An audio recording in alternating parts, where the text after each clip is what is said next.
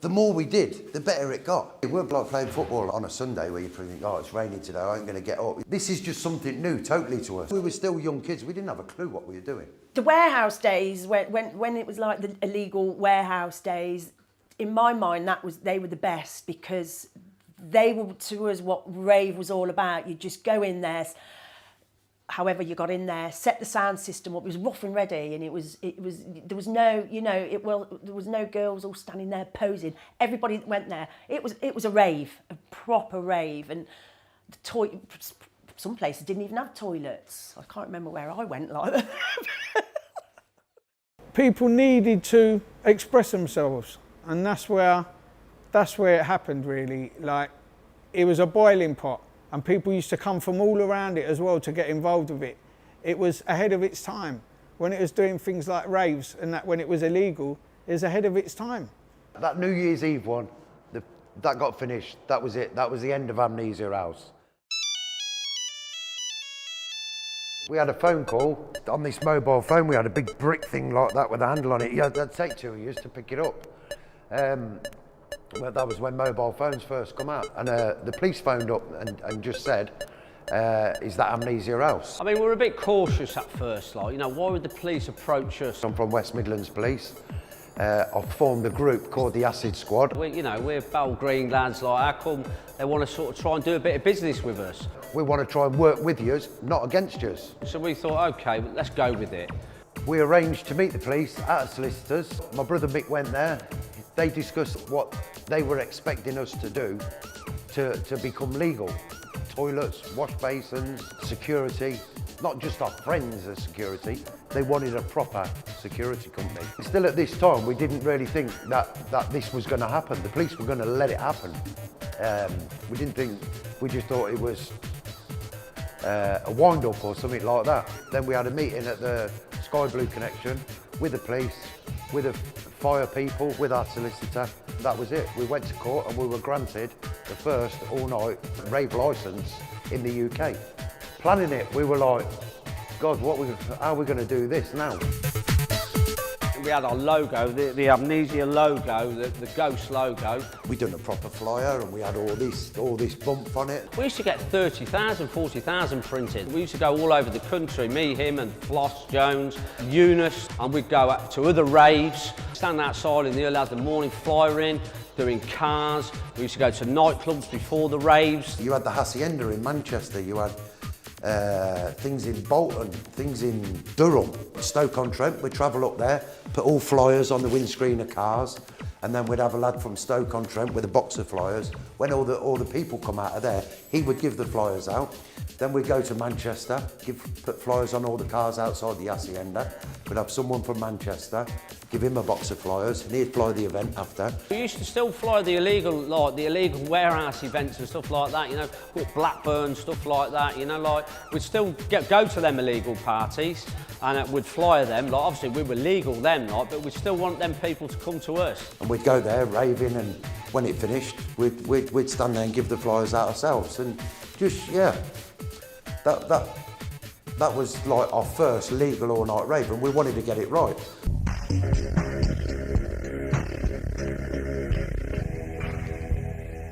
Make some noise out there, come on! You know this is a motherfucker! Manchester Bussy! Make some noise! Birmingham! Coventry! Amnesia! Come on! Yeah, boy! Now let's go fucking mental! You got it? Let's get stomping! Let's shut the fucking exits and clean the sound in! Shut the exits! And let's get this place kicking! Come on! Shut them fucking exits over there now! Gotta clean the fucking sound in here! We'll get in trouble! Shut them exits over there now! Security, sort them exits over there at the far end! We want everyone in England to know that we are doing this party. We started moving up a level. So we ended up getting two DJs from Manchester, which was Sasha and the Jam MCs. We went to London. To a club called Heaven, and I was actually flyering for the Sky Blue Connection. It was Fabio and Groove Rider night. There was a night there called Rage, which is, you know, iconic. My mate is this Dread. What's his name, man? That is his name. I had it before I came down here. He introduced us. Some DJ with dreadlocks that used to come from down Bristol way to all of our parties, but he just kept hassling us saying, I'm a DJ, but we didn't believe him. And he sort of ended up bringing flyers up and he showed us that he was a DJ. And I can't even think what his name was now. Anyway, I bumped into this little Cockney geezer, Jason Kay. And, you know, he was going, oh, mate, how you doing? What are you doing down? I said, I'm down here, mate, promoting, we're doing raves in Coventry. And he's gone, oh, I'm a fucking DJ. But it was important because he introduced us, Delroy. He goes, do you want to meet these lads? They're from Coventry. He goes, they're doing a couple of bits and pieces, like musically. And I goes, yeah, bring them over, you know what I mean? Let's have a chat with them. Yeah, we're top bads, like, 2 blacks and a bubble. Brought over Neville, Mickey was there as well. So we had sort of London covered. We had a chat and that, and we had a laugh. Liverpool, Manchester. And we was there really enjoying ourselves in the club. We was having a good time. It was brilliant. They was on a proper vibe. You could feel the vibe from them. They was nice people, you know what I mean? Not silly people, but nice people. And Easy Groove. We had Easy Groove from Bristol. And we just vibes out, and we gave them a cassette. Guys, take this cassette home and have a listen to it. We just put this show together just to show the country that the rave scene can be possible. Because Nev told me we're putting on the events, you know what I mean? And we've managed to obtain a license to do it legally. I goes, wow, that's amazing. I said, because they've stopped most things happening down here. And he got us in, basically. You could get in a club back then, but all the raves had finished. So we was just in the clubs. So at the time, it was a bit abnormal for us because we were used to going to warehouses, fields, anything, basically. And so we got with Nev, we gave him the tape, and on the way home, we must have listened to it. To anyone that doesn't know what a tape is, it's a C90, D90. It's a cassette, basically, for all you youngsters in tune. We're just bringing you in to what was happening back then. And that was it. We started putting better production on, better sound system. The biggest laser show. The lights were amazing, the visuals. The best DJs in the country. It was more professional.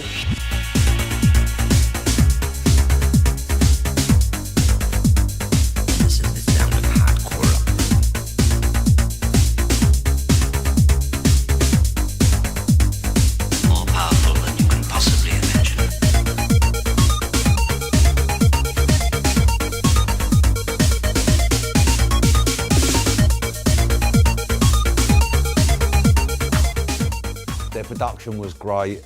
They put a lot into, and they were obviously in it for the right reasons. Changed waves, isn't it? Anything that changes people's minds and perceptions has always got to be a big thing. Getting the licence and stuff was done through solicitors and police, so it was sort of done through courts. The way we got round the entertainment licence was obviously with the private members. Like, people had to join as a member, and then once they become a member, they could come into the rave. It was hard work to put the events together and stuff. Definitely were the leaders up in that part of the world. It was hard work waiting for the answer. If you got a no, it would have been a kick in the balls. So yeah, Amnesia House definitely changed things and people's perceptions and how people rave. Rave wasn't even a word back then. The leaders that started, I don't know what you want to call it, if you want to, what are known as today, raves, events, illegal parties. We didn't know whether the police were trying to, you know, so why would they give us that venue to do legal raves? But it turned out, you know, they wanted it done in a safer place, a safer environment, more controlled. It wasn't getting stopped, it was going all night. They had like the whole shebang. I remember getting to the venue, it hadn't started yet. My brother actually carried my records in for me, and I sort of walked in front of him, and there was no one. It was just like a massive hall. There's no one there at all. And I just kind of walked in and thought, oh, what's going to be so great about this? We had our offices upstairs. The DJ box was just straight ahead, so it's quite a long place to Connection. So you come through the exit straight over. The lights went off, the music came on. They had Black Crusader supplying the sound system. What you got to remember is that's a black reggae sound system supplying the music for a rave. And literally it was like someone had just picked me up and thrown me into this unknown world. A big wall of sound. The walls like vibrated with this massive sound system. Heat coming off the people in there. Just raw. You could sense the atmosphere before you even got in the place. The sound was just immense. It had a kind of a rubbery sort of floor, so you know you really could bounce on it, you know, to these bouncy tunes. There weren't no fucking about. People were getting their money's worth. I was in the nervous part of the whole Amnesia thing, which was Mickey Linus's kitchen. You know, that's where it all happened. You know what I mean? So we knew where the most tickets were being sold and whatever. And I'd take that board in my head, you know, so I'd know who to shout out for. I used to collect all the ticket money off all the ticket sellers. I used to sell tickets all around Leicester, and I was like one of the top ticket sellers for Amnesia House. We started building a massive mailing list of ravers that were coming to our rave. We bought this computer. Because every time we were doing an event at the Sky Blue Connexion, we'd do a mail shot. I didn't have a clue how to get this database working, and we'd just sit there and everybody would send their membership cards to my house, and I'd have to just sit and input it onto the computer. From my front room, we literally had boxes and boxes of people's names, addresses, and we used to send all the, you know, the flyers for the next rave. And she took over in the end. She just sat hours and hours and hours typing all the membership. It started off like, I suppose, a few hundred, then a few thousand, then there was thousands, you know. And I just loved it, basically. It was just like, wow. You just went with it, it was fantastic. It's like, you know, Mickey started that big mailing list up and it was a great idea at the time. These people were our rivals back in the day, our football hooligan rivals. Coventry would be playing Leicester, you'd go over there, you would end up having a scrap with all them, and you go to Birmingham, you'd be fighting against them. You weren't like you know, you were ashamed to say you were from Coventry, but you know, if you were speaking to somebody and you said you're from Coventry, it'd be all Coventry, you know, you get that kind of response. Leicester would play Birmingham and they'd be fighting. And then the rave scene come along. Off the back of that came this movement that just grew and grew and grew. There was no blueprint. It was just something that people went with. The excitement of it all, because there wasn't really a plan. No, there wasn't a plan, because it was something like we were mixing with people that we didn't know, which was never really sort of heard of really in Coventry, and we were all there for the music. It chilled everybody out. We're attracting people from all over the place now. Rotherham, Sheffield, Birmingham. People from London. Them people are my people. People that I was fighting with a year before, I was sitting drinking with them and having a chat with them, putting my arm around them, telling them how brilliant they were. They're good people. You know, all of a sudden, people are like, what, Coventry? Right, yeah, I've heard of Coventry. And it wasn't for all the bad shit, it was because of this scene, this movement that was, you know, gathering momentum. And it brought Coventry together, it really did. It brought all the hooligans of Coventry together, and to see them dancing, that was just the best. It gave you a great sense of pride of saying to people, yeah, that's the Coventry I live in. We just all became friends, you know, like, it was like, you know what, let's forget about the football, let's go rave together. That's how the rave scene changed everything. And I'm still in touch with most of them people now. Government says they stopped football violence, but they did not stop it. Raving stopped football violence, and ecstasy stopped football violence, because no one wanted to go out and fight no more. In the house we have DJ Sasha, Manchester, the Northern Hemisphere.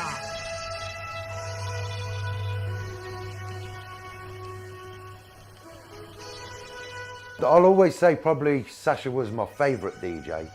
Sasha was one of the first, because he was at the New Age. I remember Sasha was on, and walking down it, he had a white top on. I still remember what he looked like. Wow, this is my time now. Oh, they're ravers, man, and they're all so receptive to what I'm saying. Come on, let's hear it from you! Yeah!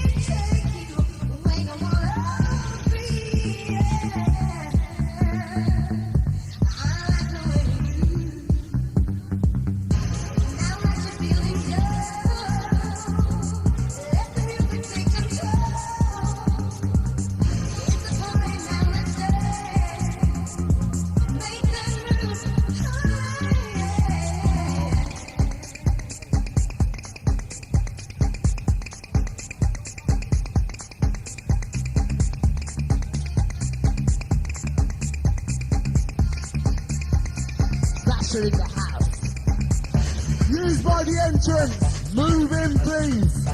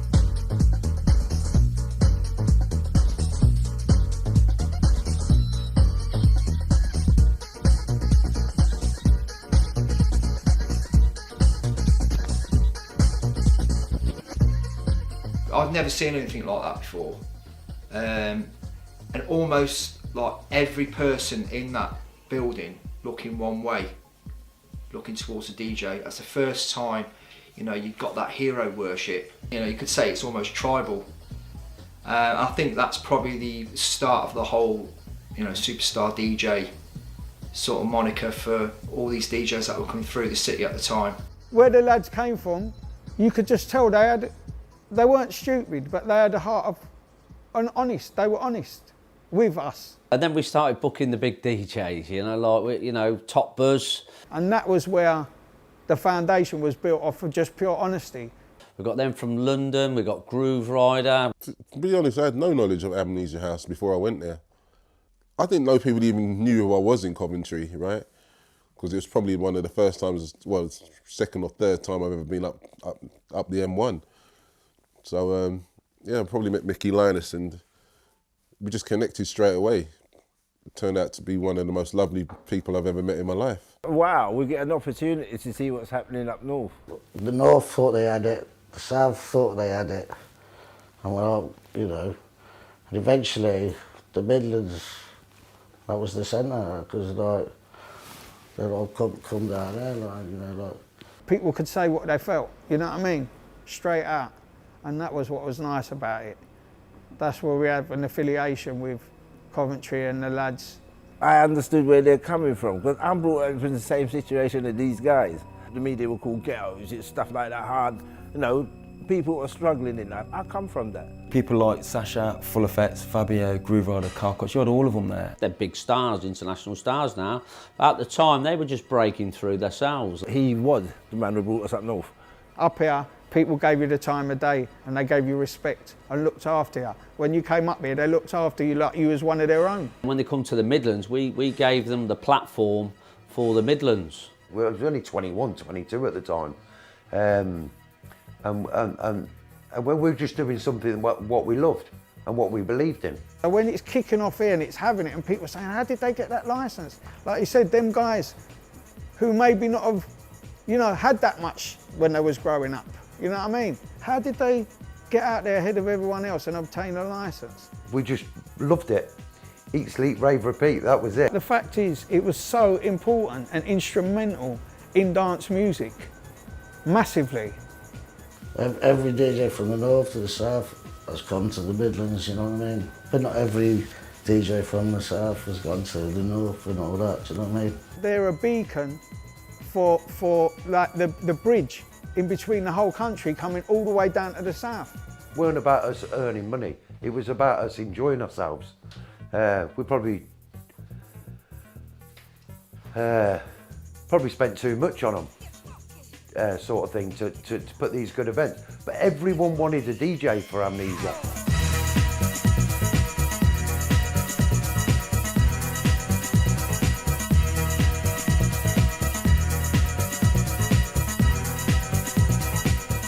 We've got to go bigger. We need to get something better than this. We've got Carl Cox, we've got Groove Rider, we've got Fabio, and even further afield than that, we went to America. We got Derek May, we got Frankie Bones. Yeah, it was impressive. And I didn't even have a clue who Frankie Bones was. I'll never forget the speech he said. It brought the music down. He says, "Hello, my name's Frankie Bones. It's been 1 year ago to the day since I took my first one, if you know what I mean." And the crowd just loved it.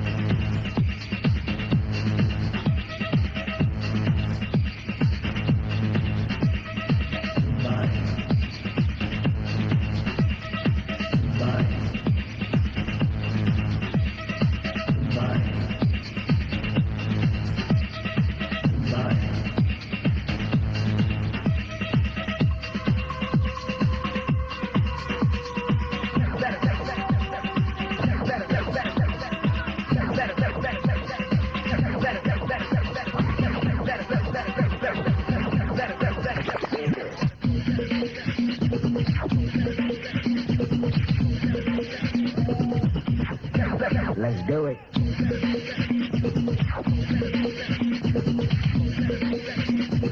Come on!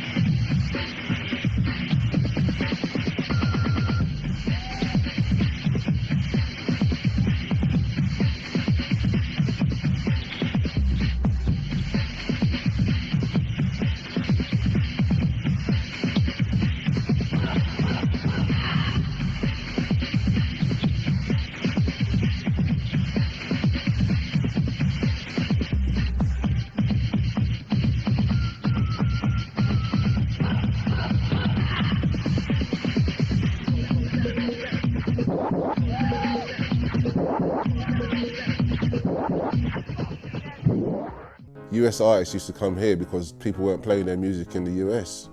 We picked up on it here first in the UK.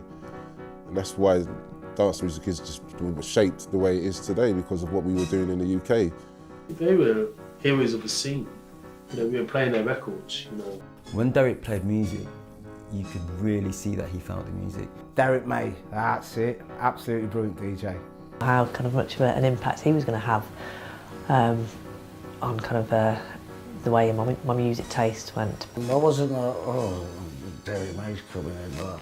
I wasn't sort of like dumbstruck or in awe, because we considered ourselves as equals because we were part of the scene as well. So, you know, not in an arrogant way as being equals, but as in we were sharing this journey, this music together. I was just in awe of him, because what he played and the way that he played it, and the power that he played it with was something different. You know, and again, it was something just completely different. It was something that nowhere else seemed to be doing at the time, and just kind of going that extra mile to bring us something unique and quite kind of inspiring. So, you know, this guy could be from Detroit making some amazing music, but we could be from the UK, Coventry, making some amazing music. That was what was going to naturally happen because we were the leaders in dance music at that time. There wasn't raves happening around the world at that time. Not the way they were happening here. We were the template. The template was taken around the world. They were more impressed coming here than we thought, you know, because they loved it over here. Because they didn't really get it over there at the time. You know, like, I mean, not the scene that we were showing them, the madness.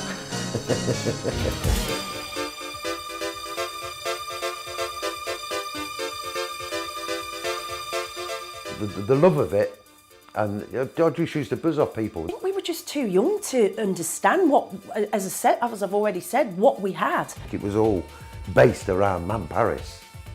He was the one that introduced the DJs. He was there at the night, getting the crowd going. You know, it's just a weird vibes in the air, you know what I mean? It's like, you know, at first you're thinking it's legal, so that's all we done, legal raves. So, you know, to leap into legal, it's a bit weird.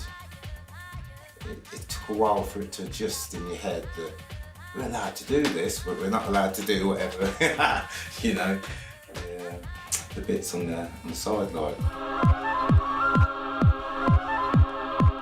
Some kind of preferred the acid, others preferred a bit of speed or whatever to see them through the night, and then of course there was the ecstasy. You'd go somewhere, you'd have an E, and everyone would be lovey-dovey. That was the thing. It didn't seem a bad thing at the time. That's what was creating this buzz. And how the drugs were with the music, that had a big part to do with it.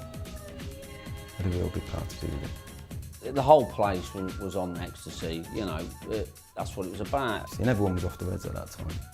You'd be sitting in a big sports centre, sitting on a dirty, wet floor. It made people friendly, loving, the music, you know, it just brought people together. Your arm around someone, kissing them.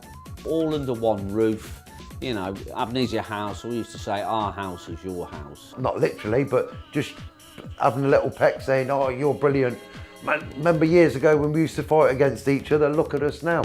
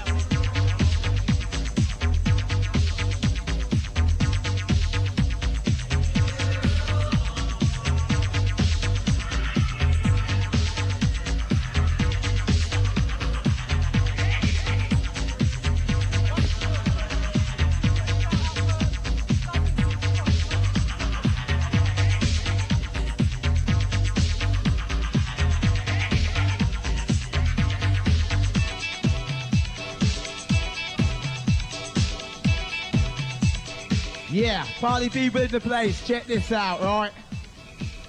When I say so, I want to hear a big yo for the man who left us at the last Amnesia. His name was Matt, Leicester Posse. When I say yo, yo, yo! Love you all, man. He would have loved that. Wicked. Drop the next tune, man. Giving him our love, yeah? Yeah? Yeah? All right. From Amnesia to you, Matty. Whoa! Whoa! Feel that mother.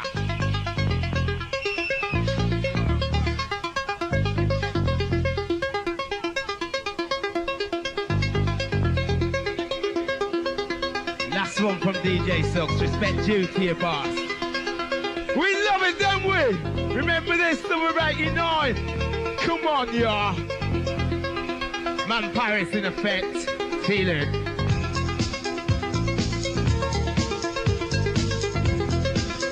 Love you all, man. Kick in.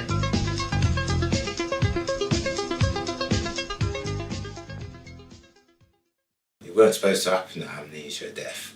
You know what I mean? Not that way anyway. Fighting or something, like, you know, rival, you know, that's the sort of thing, but not from you come to enjoy yourself. He just OD'd on a concoction of drugs.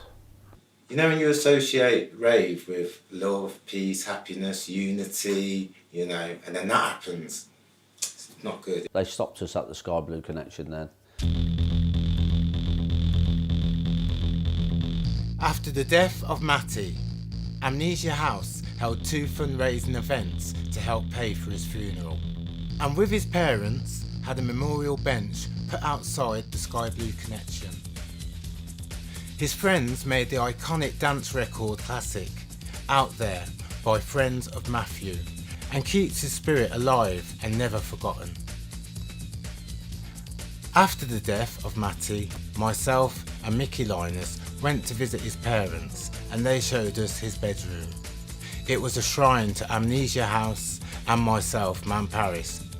God bless your soul, Matty of Amnesia House.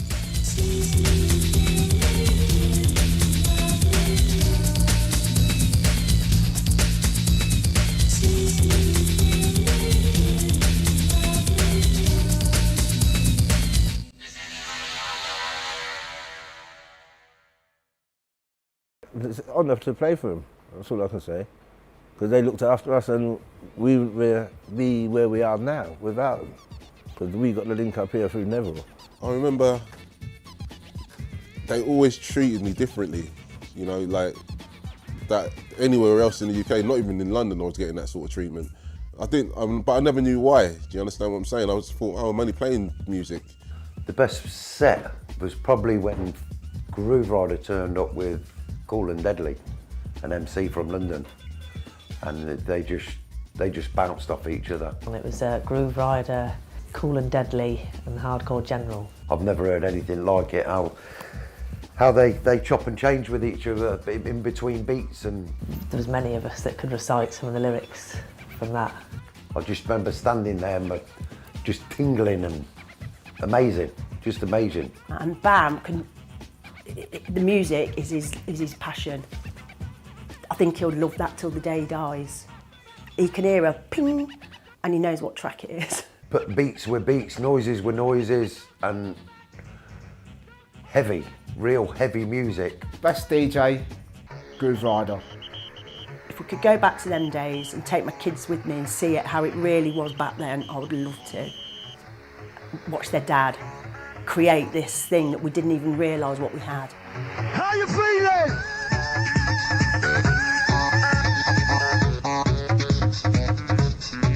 Get loose, we got the juice. Groove Riders in the house!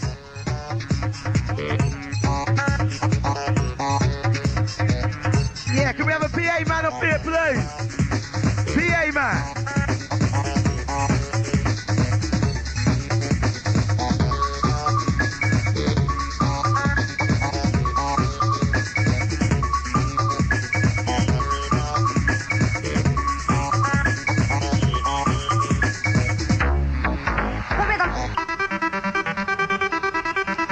New dimension in sounds.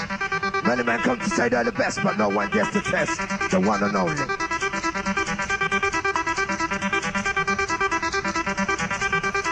Commentary have been so bad at promoting themselves in a positive light. And also the thing is, you know, you've got other cities who are quite happy to sort of take the accolade. Whereas, you know, said people speak about Manchester till the cows come home.